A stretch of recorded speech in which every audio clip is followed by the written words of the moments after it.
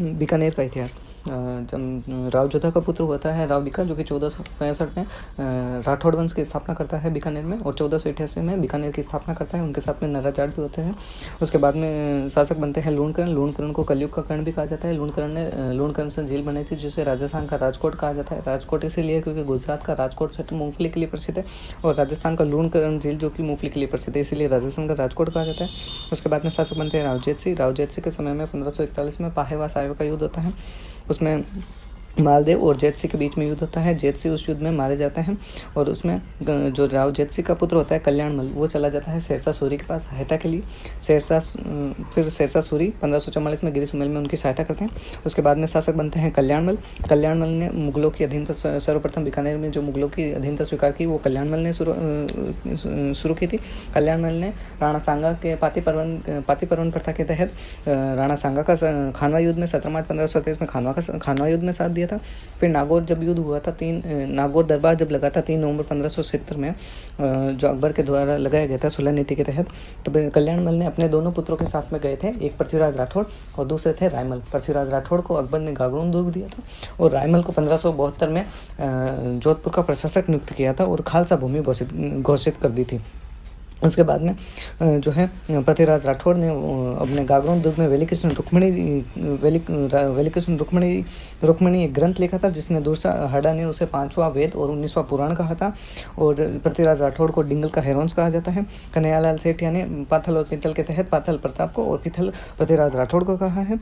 उसके बाद में शासक बनते हैं राय सिंह, जिसे राजपुताने का कर्ण कहते हैं। मुगल दरबार का स्तंभ कहा जाता है।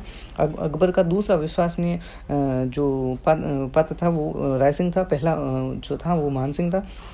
जो राय सिंह की जो मनसब थी पहले 4000 थी। अपने बेटे की जब राय सिंह ने अपनी बेटी का विवाह कर दिया था अकबर के बेटे के साथ में, फिर उसके जो परवेज उसका बेटा पोता हुआ था अकबर का, उसके बाद में उसको 5000 मनसब कर दी गई थी। चित्रकला की शुरुआत राय सिंह के समय में हुई थी, और 1572 में जोधपुर का प्रशासक राय सिंह को नियुक्त किया गया था। खालसा भूमि घोषित करने के बाद में जूनागढ़ किले का निर्माण 1599 के तहत जूनागढ़ किले का निर्माण करवाया गया था, और जिसका शिल्पी करमचंद पंवार था।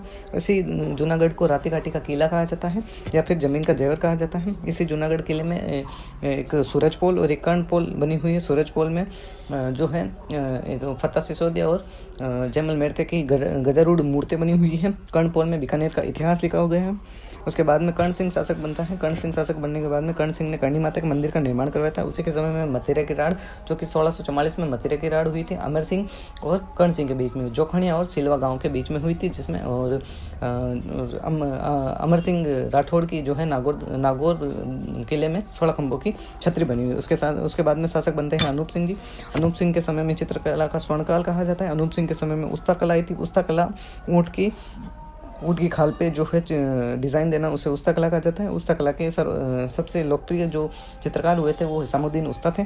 उसके बाद में शासक बने थे सूरज सिंह ने 1805 में भटनेर किला जिसके शासक हुए थे जाप्ता सिंह को मंगलवार को हराने के बाद में वहाँ पे हनुमान जी का मंदिर का निर्माण करवाया, और उस किले का नाम हनुमानगढ़ रख दिया गया था, और उसी के नाम से उस जिले का नाम पड़ गया था हनुमानगढ़। और भटनेर दुर्ग जो सर्वाधिक विदेशी आक्रमण सहने वाला दुर्ग है राजस्थान का। और 1814 में सूरज सिंह ने फिर अमर सिंह सुराणा के साथ में मिलकर चूरू दुर्ग, जिसके शासक हुआ करते थे शिव सिंह ने आक्रमण किया था। जब शिव सिंह के पास में गोले खत्म हो गए तो उसने चांदी के गोले भी दागे थे। उसके बाद में अगले शासक बनते हैं सरदार सिंह 1857 की क्रांति में पंजाब तक सहायता करने के लिए अंग्रेजों के साथ में चले जाते हैं। उसके बाद में शासक बने थे डूंगर सिंह के समय में बीकानेरी भुजिया की शुरुआत हुई थी। उसके बाद में शासक बनते हैं गंगा सिंह के समय में गंगा नहर की शुरुआत हुई थी 1927 में। आधुनिक राजस्थान का भागीरथ कहा जाता है।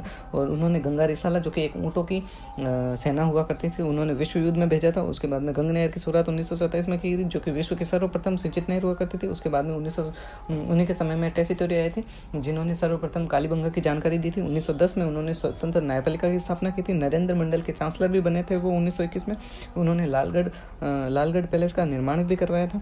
उन्होंने करणी माता का प्रवेश द्वार प्लस गोगा जी का मंदिर का आधुनिक स्वरूप भी उन्हीं के द्वारा तैयार किया गया था। गोलमेल सम्मेलन में उन्होंने 1930, 31, 32 में भाग लिया था। और उसके बाद में उनका बेटा सादुल सिंह, जो कि एकीकरण में हस्ताक्षर करने वाले बीकानेर के शासक हुआ करते हैं।